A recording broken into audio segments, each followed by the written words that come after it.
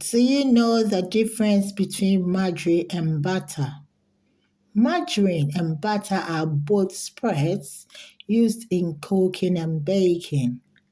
Butter is made from animal milk, while margarine is made from vegetable oil.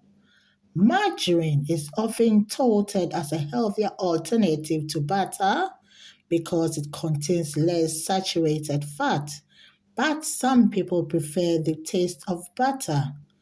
Butter has a rich flavor and can be used in a variety of dishes, while margarine has a milder taste and is often used as a substitute for butter in recipes. Additionally, butter is solid at room temperature, while margarine is usually softer or spreadable.